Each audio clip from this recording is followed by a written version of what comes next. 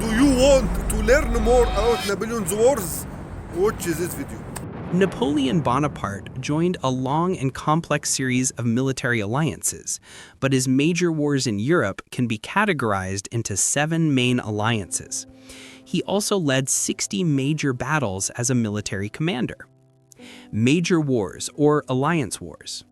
The period from 1803 to 1815 is known as the Napoleonic Wars and saw 7 major alliance wars between France and other European powers. War of the Third Coalition in 1805 against Britain, Austria, Russia, and Sweden. War of the Fourth Coalition in 1806 to 1807 against Britain, Prussia, and Russia. War of the Fifth Coalition in 1809 against Britain and Austria. The War of the Sixth Coalition in 1812 to 1814, formed after the disastrous French invasion of Russia. It included Austria, Prussia, Russia, Sweden, and other German states. The War of the Seventh Coalition, the 100 Days' War in 1815, after Napoleon's return from his first exile in Elba, the European powers regrouped their armies, culminating in Napoleon's final defeat at the Battle of Waterloo. Other battles and campaigns?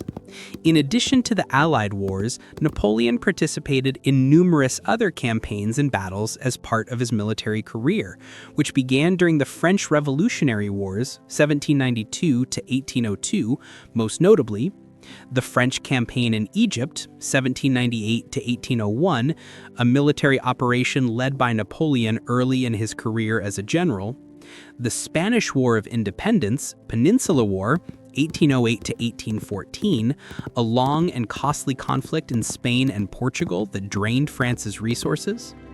In short, the exact number of wars varies depending on how war is defined, but the number of battles he fought as a commander is around 60. Imagine a single man standing atop the smoking ruins of an empire, his armies stretching from Spain to Russia, and saying, "I will burn the map of Europe and redraw it in my own image." This was Napoleon Bonaparte. He didn't just fight battles, he broke the old order, nearly conquered a continent, and then tasted a downfall that would become legend. Imagine a single man standing atop the smoking ruins of an empire, his armies stretching from Spain to Russia, and saying, "I will burn the map of Europe and redraw it in my own image." This was Napoleon Bonaparte. He didn't just fight battles, he broke the old order, nearly conquered a continent, and then tasted a downfall that would become legend. Master of the battlefield. Napoleon's genius is bold. Rapid marches, concentration of forces, surprise attacks. In 1805, he traps the Austrian army at Ulm and forces its surrender with minimal French casualties. Then, at Austerlitz, he defeats both Austria and Russia in one daring stroke. His Grande Armée becomes the greatest military machine of its time. Empire at its height. By 1812, the French Empire covers most of continental Europe, all except the British Isles. Napoleon imposes the continental system, attempting to strangle Britain's economy. His code of laws, the Napoleonic Code, spreads ideas of merit and modern administration across Europe. The Spanish quagmire. But ambition breeds resentment. In Spain, French troops face guerrilla war, starving supply lines, and national fury. The so-called Spanish ulcer drains France's strength.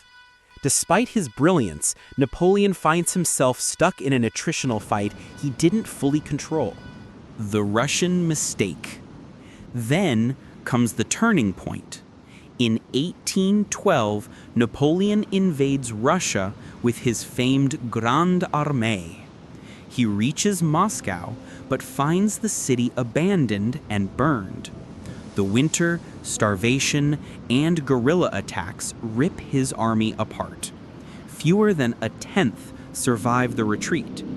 The unstoppable conqueror has found his nemesis: nature, logistics, and overreach. the fall and exile. Coalitions of Britain, Russia, Prussia, and Austria assemble. In 1813, the Battle of Leipzig, Battle of Nations, shatters French dominance. In 1814, Paris falls, Napoleon is forced to abdicate and exiled to Elba. But the drama isn't over. The 100 Days and Waterloo. Against all odds, Napoleon escapes Elba in 1815, returns to France, and reignites hope. For 100 days, he is back. Then on June 18 in Belgium, at the legendary Battle of Waterloo, under the Duke of Wellington and Prussian General Blücher, he meets defeat and his era ends. Legacy and aftermath. When the smoke clears, Europe is changed forever. The Congress of Vienna redraws the map, restores monarchies, but the ideals of revolution, nationalism, and modern statecraft live on. Napoleon's code, battles, and boldness leave a mark far beyond his reign. Why it still matters. Why do we still study his wars?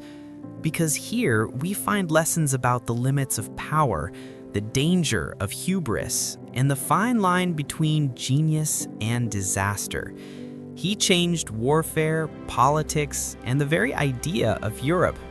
In our next video, we'll dive deeper into one of his most dramatic campaigns, the Long March into Russia, the burning of Moscow, and how the mighty Grande Armée was broken.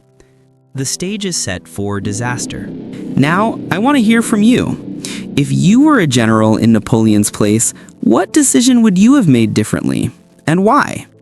Leave your answer in the comments below. Don't forget to like, subscribe, and click the bell so you don't miss the next chapter.